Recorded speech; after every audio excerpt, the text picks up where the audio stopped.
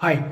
तो crude oil में absolute cinema चल रहा है। और जब मैं एब्सोल्यूट सिनेमा कहता हूं इसका मतलब ये है कि तीसरा तीसरा ऑयल टैंकर को सीज कर लिया गया है यूएस द्वारा। अब ये जो टैंकर सीज किया गया है ये घोस्ट टैंकर यानी किसका है किसी को नहीं पता। बट अक्सर ये जो आप कह सकते हैं ऑयल टैंकर रशिया के निकलते हैं, तो मोस्ट प्रोबेबली ये भी रशिया का होगा। बट ये जो प्रॉब्लम है ना, अब ये धीरे धीरे बढ़ती चली जाएगी और इसका असर आपको दिख रहा होगा ब्रांड क्रूड के प्राइसेस में। क्योंकि ब्रांड क्रूड का जो प्राइस है वो में अगर आप देखोगे तो निचले स्तर से ऑलमोस्ट जो हाई लगाया था उसने लगभग 4.5% से ज्यादा का जंप कर चुका है। अब इस ओवरऑल जो ऑयल चल रहा है ना, ऑयल गेम, उसके पीछे बहुत सारे कारण है। आप अगर पिछले कुछ समय से देखेंगे तो आप यहाँ पाओगे वेनेजुएला का कांड तो है ही है, ईरान में लगातार चल रहे प्रोटेस्ट वो भी एक प्रॉब्लम है।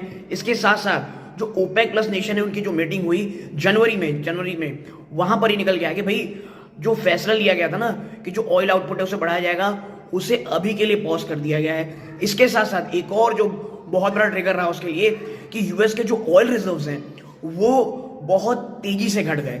वो हुआ इसलिए दोस्तों, उसमें कटौती इसलिए हुई जिस प्रकार की डिमांड थी उससे कहीं ज्यादा, जो एंटिसिपेट किया था डिमांड को उससे कहीं ज्यादा डिमांड आ गई।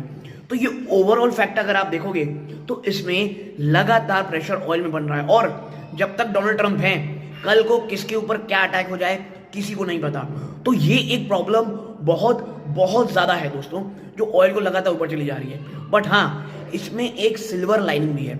अब आप कहेंगे यार इसमें क्या सिल्वर लाइनिंग है? सिल्वर लाइनिंग है जो जून में आएगी।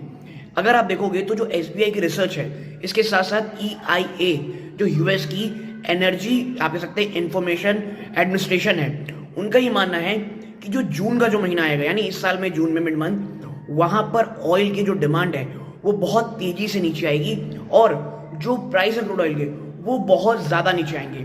बट ये जब प्रिडिक्शन है जब जो यूएस जैसे बड़े देश में कोई इंसान बैठा हो, एक मेंटली अनस्टेबल एडमिनिस्ट्रेशन, और अगर मैं कहूंगा जो कह सकते हैं वॉलेटाइल जो एक प्रेसिडेंट बैठे हुए हैं, वो कल को क्या कर दें किसी को नहीं पता। तो ये प्रेडिक्शन अब कोई कुछ काम नहीं करने वाला।